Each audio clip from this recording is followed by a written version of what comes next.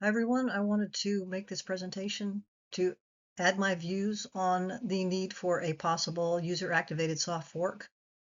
I'm not an influencer in the Bitcoin community, but I have been thinking a lot about the topic, and so I wanted to add my voice to others in case there are people that have not made a decision yet about which side they support, and this information might be helpful to you. One thing that I wanted to discuss at the beginning is the fact that Bitcoin is very important for us and something that we are going to need in the future. That may seem like a unimportant topic, but the world is changing, and so it does bear thinking about whether it makes sense for us to spend our time on something like Bitcoin. Are we even going to need money in the future in a world where AI is replacing human labor and we may all be able to enjoy a post-scarcity society? Will we need money? Well, it's something to think about, right? What is money? We talk about this a lot. We need it for carrying our purchasing power across time. We need it to enable trade without having to rely on direct barter. We also need a common measuring stick for prices and contracts. And so far, if you want your store of value, your media of exchange, and your unit of count to be global, permissionless, trustless, and hard to corrupt, Bitcoin is that money that has the strongest claim on all those three things. But still, will money matter in a post-scarcity society? And so should we even be stressing over it and worrying about user-activated soft forks and so forth? Well, after thinking about it a lot and talking to intelligent minds, I believe money will still matter, right? I mean, AI can't make everything. It can't make physical things. Human and AI agent preferences will differ, so we're going to need to coordinate those preferences. Money is also the most effective general purpose coordination and prioritization tool we have. And in the coming world where we're going to have very smart systems, as well as a world where sovereign debt is ballooning and fiat currencies are being debased, we need an uncorruptible, politically neutral based money. So Bitcoin does deserve our time. It's structurally well suited to all of these things that we're going to need, right? And if any digital asset is going to function as a long-lived monetary backbone in a world of super intelligent systems, Bitcoin is actually near the top of the list. So that should give us hope. We have something worth maintaining. So what's the current problem? Well, there's pressure to turn Bitcoin into general storage. Like as we have seen since 2023, there's been a loosening of policy and clever scripting that is making it easier to put arbitrary data, so non-financial data, and large arbitrary data, including JPEGs, videos, other types of files, into the Bitcoin blockchain. This really started happening when Taproot was implemented. It was a change to Bitcoin that had a vulnerability. So basically, there was a vulnerability that was exploited. Typically, when you have software that's implemented and you find that there's a vulnerability that can be exploited by hackers, you create a patch, you close that vulnerability. For whatever reason, the Bitcoin Core developers decided not to close this vulnerability, and they allowed more and more of these ordinals, runes, other types of arbitrary data to be stuffed into various places within Bitcoin. And now with Bitcoin Core 30, they have expanded the amount of data that can be stored in op return. So is this an evolution or is it a misuse of the base layer? Right. Well, before I get to this metaphor, let me just go back and say we're not trying to, or we recognize, those of us that are against non-arbitrary data in Bitcoin, we certainly recognize that we cannot stop all forms of it. However, let's think about graffiti versus zoning. I live in a city where the county spends quite a bit of money to remove graffiti from bridges. We're not condemning art. We're just saying in certain places where there's public infrastructure, we prefer to not have it compromised with vandalism. There are places in Florida where there are zones specifically set up for street art and graffiti, and it's wonderful to go visit those. But if someone comes along and defaces private property or public property, that is a different matter. We understand that we cannot stop every scratch on a bench or every little doodle somewhere, but we are not giving up, and we're not saying we're not going to control any of this. We are being vigilant. We're good stewards of our community, and we are doing our best to discourage and to remove graffiti from places where it could be troublesome for the general public. Bitcoin's base layer is closer to transport infrastructure than to a public art wall. Just says you zone roads and bridges for safe passage first, not for maximal decoration. So think of Bitcoin as a commons. Remember that our strength as a protocol is that we have thousands and thousands of voluntary node runners across the globe. Every extra byte that is stuffed into Bitcoin has to be carried by those nodes. All right. And if we say yes to every kind of arbitrary payload, we're pushing the original purpose of Bitcoin as secure, decentralized monetary settlement layer. There's another metaphor that you can use for biology. You think of organisms, genomes, and stability. The genome is the central core of the organism that maintains all of the information about what controls it, how it replicates itself, how it maintains itself. That genome is so important, and mutation is very dangerous at the level of the genome. Most adaptations, they happen in expression and behavior, not by constantly rewriting core DNA. You cannot build upon a genome that is constantly changing. So symbiosis and innovation are important, but they flourish around a stable genetic core. If you think of Bitcoin, the protocol, it's the genome, and then the ecosystem around it are the layer twos, and then the wallets, side chains, custodians, etc.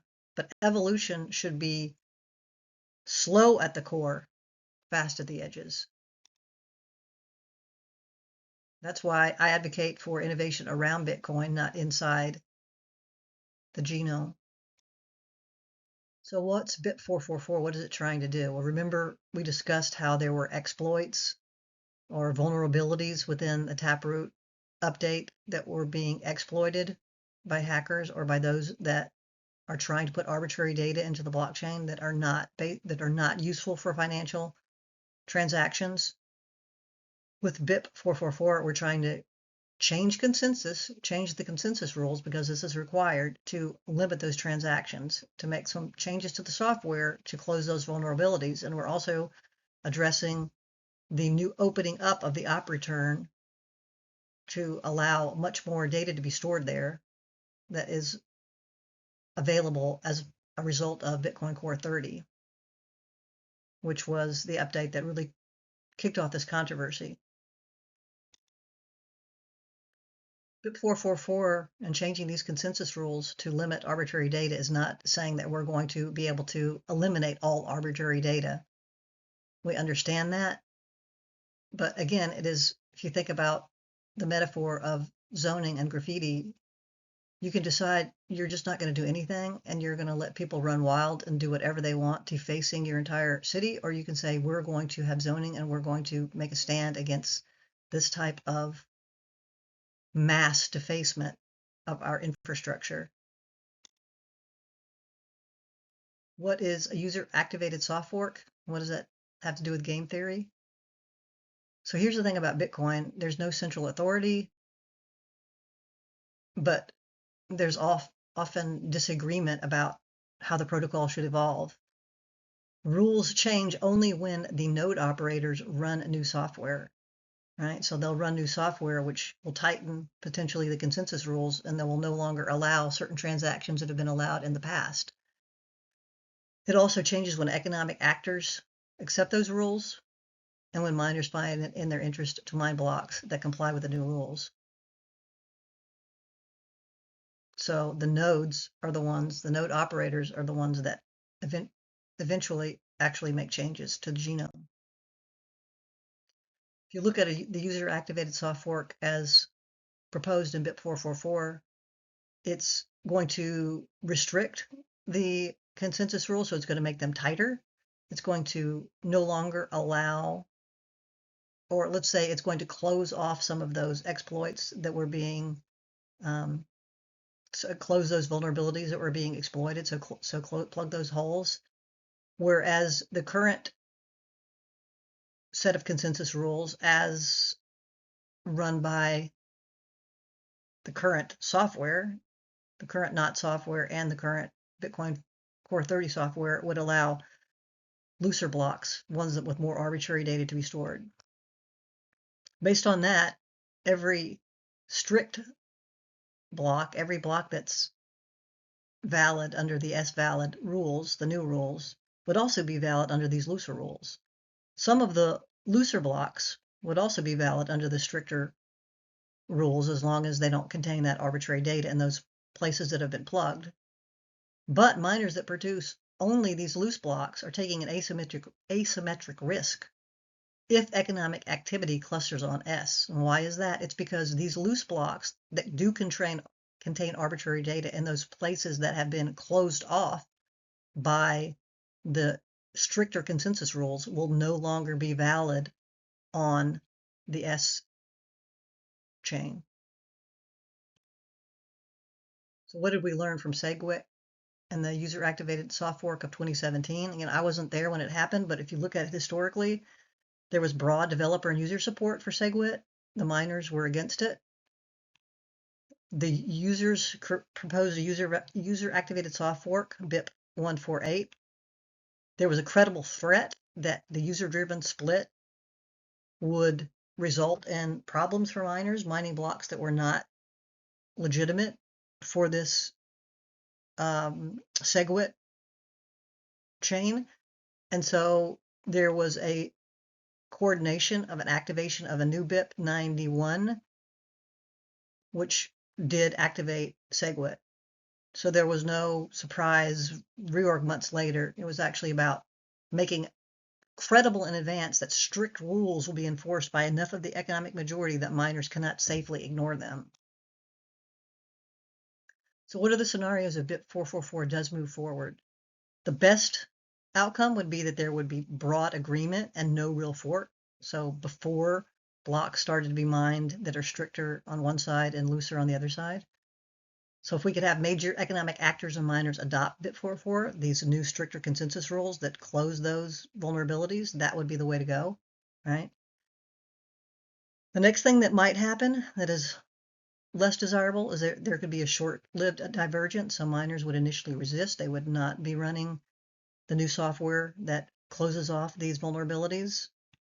However, economic pressure would pull them toward a stricter chain as blocks are found and mined on that more strict chain, and miners are mining blocks that would no longer be valid on that strict chain. So it could be a short fork and then convergence, and hopefully there would not be many orphan blocks that would be left behind.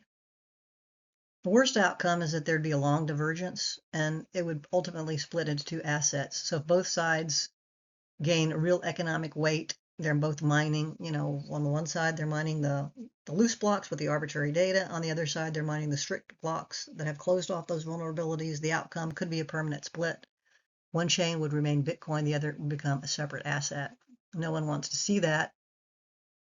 But again, we're at a point where we have to take a stand. So if you haven't decided yet, I would say that BIP-444 is worth serious consideration. We saw how important Bitcoin is as money and how important money is for our future.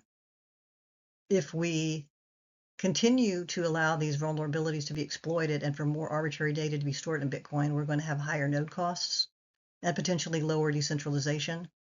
It could also expose node operators to legal problems if some of that data that's being stored is illegal. Quite frankly, there's also loss of clarity about Bitcoin's role as sound money, and we also lose our confidence in our ability as a community to govern the protocol responsibly. If we can keep this genome tight, if we can think about not giving up, not just saying, okay, we're not going to try to control any of this graffiti, we're going to radically change the genome. If we can change that and try to keep our genome tight, then we can preserve Bitcoin's strength as a long-lived monetary protocol, and we can save our experimentation and symbiosis with innovations for the higher layers and adjacent systems. So it's about money first with evolution at the edges.